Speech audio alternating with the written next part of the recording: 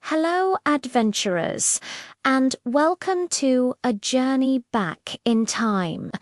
Way, way back, long before people, before cities, and even before your grandparents' grandparents, the Earth was a very different place.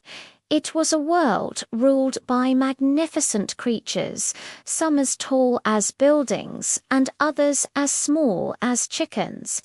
Get ready, because we're about to travel millions of years into the past to meet the amazing dinosaurs. Our first stop is a lush green forest during a time called the Jurassic period. Look at these towering ferns and strange-looking trees. It's like a giant, wild jungle. And who's that peeking from behind the leaves? It's a stegosaurus. See those big, bony plates on its back? Scientists think they might have been like built-in air conditioners, helping the stegosaurus cool down in the sun or warm up in the morning. And that spiky tail, that was for defense. It would swing its thagomizer, that S, the name for the four sharp spikes on its tail, to scare off any predators. Stegosaurus was a plant-eater or herbivore, munching on low-growing ferns and plants all day long. Can you hear it crunching on its leafy lunch? Now, let's soar high up into the sky. Look, it's not a bird and it's not a plane, but it's a pteranodon. These amazing flying reptiles weren't technically dinosaurs, but they lived at the same time and were just as incredible. With a wingspan as wide as a small car, they would glide over the oceans, using their sharp eyes to spot fish swimming below. Then, whoosh! They'd dive down and scoop up a tasty meal in their long, toothless beak. The big crest on the back of its head might have been used to help it steer while flying or to show off to other pteranodons. Imagine seeing one of these soaring overhead. Let's dive under the waves into the warm, shallow seas. It's a different world down here, filled with ancient sea life. And there's the king of this underwater kingdom, the Mosasaurus. This gigantic sea lizard was a powerful hunter.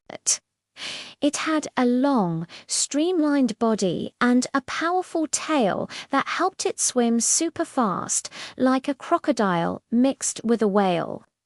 Its jaws were lined with 2 rows of sharp, cone-shaped teeth, perfect for grabbing slippery fish, squid, and even other sea reptiles.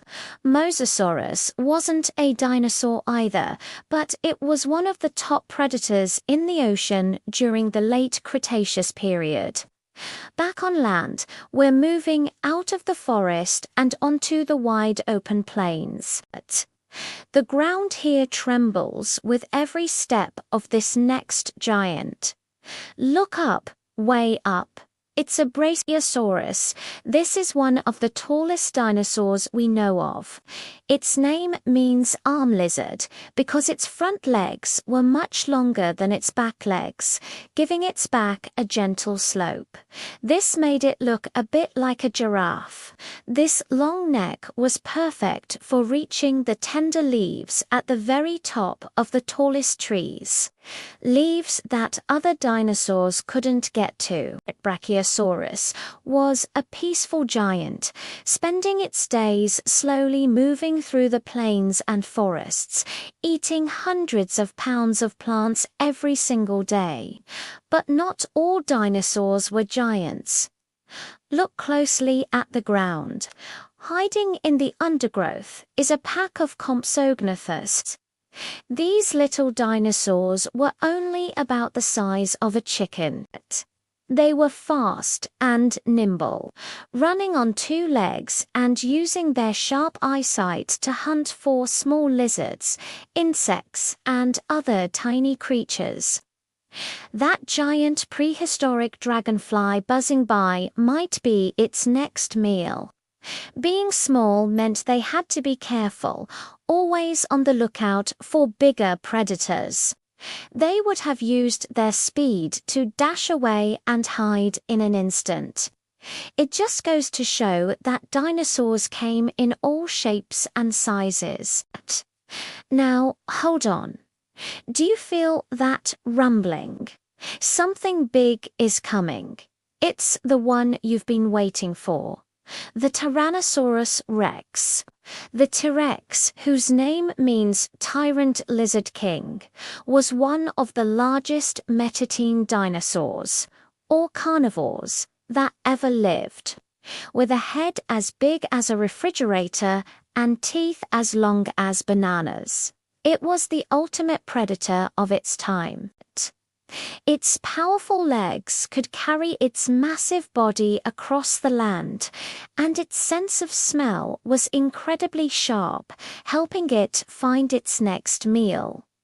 What about its tiny arms? Scientists are still debating what they were for. Maybe they helped it push itself up from the ground, or maybe they were used to hold on to struggling prey. Even with small arms, the T-Rex was definitely the king. But the T-Rex wasn't the only big predator. Here in the wetlands and swamps, we find the Spinosaurus. This dinosaur is famous for the huge sail on its back, made of tall spines connected by skin. This sail might have been used to attract mates or to control its body temperature. Spinosaurus was special because it was semi-aquatic, meaning it spent a lot of time in the water. Its cone-shaped teeth and long snout were perfect for catching fish, and its paddle-like tail could propel it through the water. It was like a prehistoric combination of a crocodile and a heron, a true master of both land and water. Let's meet another famous plant eater. Here's a whole herd of them. It's the Triceratops. Its name means three-horned face, and you can see why. It had two long horns over its eyes and a shorter one on its nose. These horns, along with the big bony frill around its neck, were excellent for defense against predators like the T-Rex. If a T-Rex came looking for a meal, a group of Triceratops could form a defensive circle, pointing their sharp horns outward. They were like the armored tanks of the dinosaur world. They used their strong beak-like mouths to snip off tough plants and cycads. Our journey takes us high into the mountains now, a rugged and rocky place. And here we find a dinosaur perfectly adapted for this environment. This is an Ankylosaurus. It's often called a living tank, and for good reason. Its body was covered in thick, bony plates called osteoderms, creating a powerful suit of armor. Nothing could easily bite through that, and for an extra line of defense, it had a massive club at the end of its tail. If a predator got too close, the Ankylosaurus could swing its heavy tail club with enough force to break bones. Despite its fearsome appearance, it was a gentle herbivore, quietly munching on low-growing plants. As our incredible journey through the age of dinosaurs comes to an end, the world around us begins to change. The sun sets on this prehistoric landscape. We've met towering giants, fierce hunters, flying reptiles, and mighty sea monsters. We saw that dinosaurs came in all sizes, from the tiny Compsognathus to the colossal Brachiosaurus. They lived in every corner of the earth, from deep forests to vast oceans. For over 150 million years, they were the rulers of this planet. The world of dinosaurs was a truly wild and wonderful place. Thank you for exploring it with me today. I hope you had as much fun as I did. Keep exploring, stay curious, and we'll see you on our next adventure. Bye for now.